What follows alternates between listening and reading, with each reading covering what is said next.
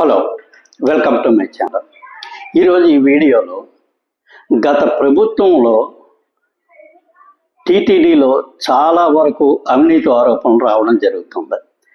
ఏది ఈ మధ్యకాలంలో ఎప్పుడు చూసినా ఏదో ఒక కొత్త అవినీతి అభియోగం అనేది బయటకు రావడం జరుగుతుంది. దీనికి సంబంధించి ఇప్పటి వరకు వచ్చిన అభియోగాలు ఏంటి, వాటి పరిస్థితులు ఏమిటి అనే దాని గురించి ఈ వీడియోలో మనం తెలుసుకుందాం. ముందుగా ఈ ఛానల్ సబ్స్క్రైబ్ చేసుకోకపోతే ప్లీజ్ సబ్స్క్రైబ్ చేసుకోండి. ఈ ఛానల్ అభివృద్ధికి మీ వంతు సహాయం చేస్తారని ఆలోచిస్తాను. ఇక అసలు విషయంలోకి వెళ్తే, మొట్టమొదటిసారిగా టీటీడీలో నెయ్యి కల్తీ జరిగిందని చెప్పి దీని మీద అభియోగం రావడం జరిగింది. దీని మీద చాలా వరకు విచారణ జరిగింది. ఈ విచారణని డైరెక్ట్గా సుప్రీంకోర్టు వారి ఆధ్వర్యంలోనే ఒక సిట్టును వేసి ఆ సిట్ అనేది ఈ నెయ్యి కల్తీకి సంబంధించిన విచారణ చేస్తూ ఉంది. ఇక రెండవ విషయం, పరకామణిలో దొంగతనం కేసు. ఈ పరకామణి దొంగతనం కేసులో దాదాపు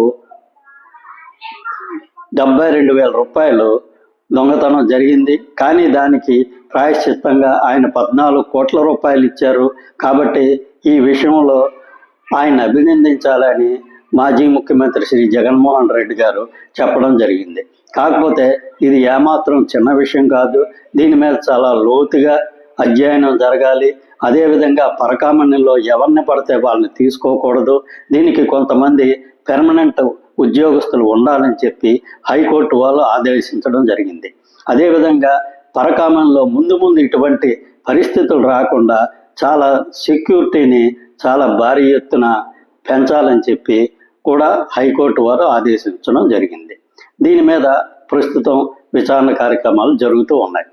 ఇక మూడో విషయం, అన్నప్రసాదంకి సంబంధించి చాలా వరకు చాలా భారీ ఎత్తున అవినీతి జరిగిందని, పూర్తిగా ఏమాత్రం క్వాలిటీ లేని పదార్థాలని కాంట్రాక్టర్లు సప్లై చేయడం జరిగింది.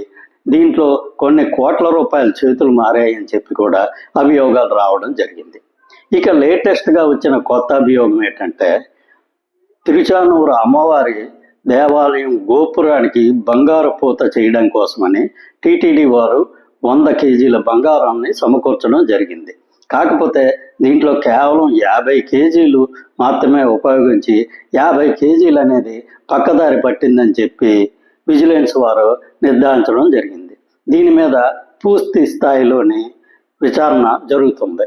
కాకపోతే ఈ విషయాలన్నీ చూస్తే తిరుమల తిరుపతి దేవస్థానంలో గత ప్రభుత్వం ఉన్న టైంలోనే చాలా వరకు అవినీతి కార్యక్రమాలు జరిగాయనే అభియోగాలు ఏ రోజుకు ఆ రోజు కొత్త అభియోగాలు అనేవి బయటపడుతున్నాయి. కాకపోతే వీటన్నిటి మీద ఏ విధమైన సరే యాక్షన్ ఉంటుందా లేదా అనేది మనకు భవిష్యత్తులో తెలుస్తుంది.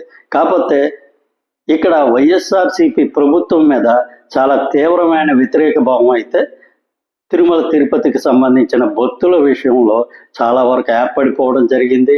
ఈ విధంగా వైఎస్ఆర్సీపీకి అయితే కొంతవరకు నష్టం చేకూరిందని మనం చెప్పుకోవచ్చు. Thank you.